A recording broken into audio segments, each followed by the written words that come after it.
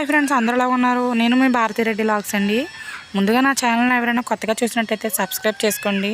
Home made ఘీ ఎలా ready చేసుకోవాలో ఇంట్లోని నేనైతే చూపిస్తాను. మీరు ట్రై చేయండి. మీరైతే పెరుగు మేగడతో చేస్తారా, పాల మేగడతో చేస్తారా కామెంట్ చేయండి.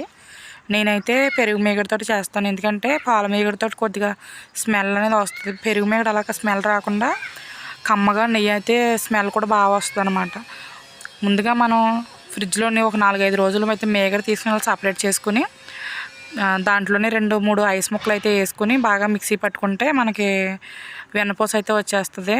కూలింగ్ వాటర్ వేయడం వల్ల ఏముందంటే మనకు తొందరగా వెన్నపూస అనేది వస్తుంది అనమాట. మా చిన్నప్పుడు అయితే మా నాన్నగారు పెద్ద గుండిగలో వేసి చలకం పెట్టి తిప్పుతూ అలాగ గంట సేపు అయినా సరే అలా చేస్తూనే ఉండేవారు. మా చిన్నప్పటి రోజుల్లో అయితే అన్నీ కూడా మా ఇంట్లో ఆవు నెయ్యి ఉండేది, గేదె నెయ్యి కూడా ఉండేది. మా దగ్గరికి వచ్చి అందరూ కొనుక్కొని వెళ్ళేవారు అనమాట. ఇప్పుడు రోజులన్నీ వేరు, ఇంకా మొత్తం అన్నీ కల్తీ అయిపోయాయి కదా. ఇంకా పాలు అయితే వేయించుకొని ఇలాగ ఇంట్లోనే రెడీ చేసుకోవడం వల్ల ఏవద్దంటే మన పిల్లలకి మనకి కూడా కొంచెం హెల్తీగా ఉండడానికి ఒక చిన్న అవకాశం అనమాట. ఇవి పొయ్యి మీద పెట్టాక బాగా కలుపుకుంటూ ఉండాలి, లేదంటే అడిగెట్టేస్తుంది. ఇలా నురగొచ్చాక మన దగ్గర కరివేపాకు ఉంటే వేసుకోవచ్చు, లేదంటే తమలపాకున్నా వేసుకున్నా సూపర్ టేస్ట్ ఉంటుంది. స్మెల్ కూడా బాగా వస్తుంది అనమాట.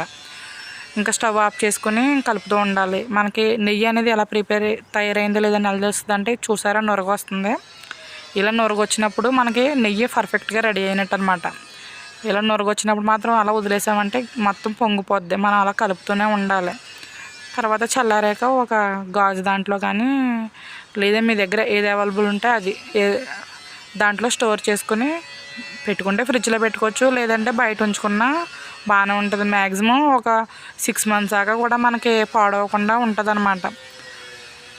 చూసారు కదా, ఇంట్లోనే మన హోమ్ మేడ్ ఘీ ఎలా రెడీ చేసుకోవాలో నేను చూపించాను. ప్లీజ్ నచ్చితే లైక్ చేయండి.